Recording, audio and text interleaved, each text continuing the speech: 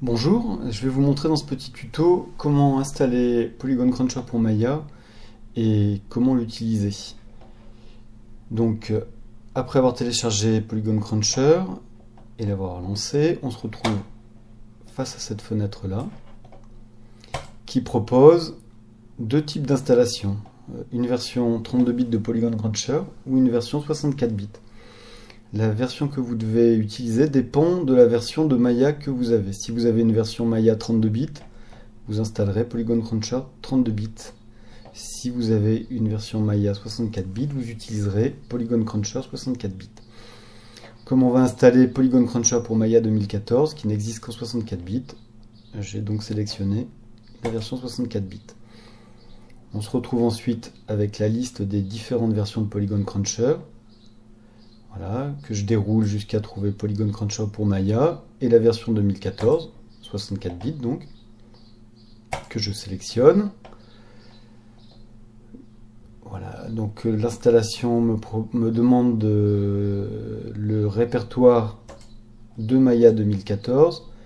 Donc le répertoire par défaut et en général se situe dans Program Files, Autodesk, Maya 2014, donc il s'agit bien de sélectionner le répertoire principal de Maya et non pas l'un des sous-répertoires qui est disponible.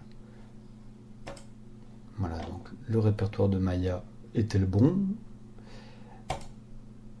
Voilà, donc l'installation de Maya est en train de Polygon Cruncher pour Maya est en train de s'effectuer. Elle est terminée. Et donc je peux lancer Maya et vérifier que Polygon Cruncher est bien installé. Et je vais vous montrer comment on l'utilise. Donc je charge une scène. Voilà ce petit camion que je vais optimiser avec Polygon Cruncher. Donc pour cela, je peux optimiser un ou plusieurs objets. Là, j'ai décidé d'optimiser l'ensemble de la scène. Donc, je sélectionne l'ensemble des objets. Et puis, j'ouvre l'éditeur de script qui se trouve ici. Donc, je tape la commande polycrunch qui est ici. Et puis, je l'exécute. Voilà. Donc, ça y est, Polygon Cruncher a été associé à l'ensemble des objets. Et je me retrouve donc avec un panneau d'optimisation de Polygon Cruncher. Donc là, je décide de conserver les textures, de conserver les normales. Et donc, je peux lancer le calcul. Et une fois qu'il est effectué, voilà, je peux simplifier. On voit en temps réel donc la modification, la simplification de l'objet dans la fenêtre. Donc là, je me retrouve avec un objet de 76 000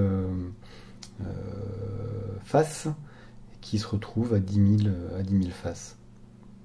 Voilà. Alors ce qu'il faut bien comprendre, c'est que il y a deux types de nœuds en fait qui ont été associés aux objets. Alors à chacun des objets, il y a un nœud du type Polygon Cruncher Node. Voilà, qui est ce nœud-là qui permet de tenir compte de la sélection ou pas pour chacun des objets, la sélection des points ou des faces. Et puis, il y a un nœud qui est partagé par l'ensemble des objets auquel j'accède grâce au bouton Edit Settings. Voilà, qui est le nœud qui contient les paramètres d'optimisation à proprement parler. Ces paramètres sont partagés par l'ensemble des objets et donc ça me permet de régler simplement l'optimisation pour l'ensemble des objets auxquels j'ai appliqué Polygon Cruncher.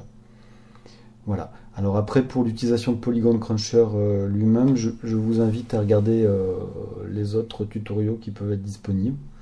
Voilà, là, il s'agissait simplement dans cet exemple de vous montrer comment installer et puis comment accéder à Polygon Cruncher dans Maya. Ben, je vous remercie et puis à bientôt. Au revoir.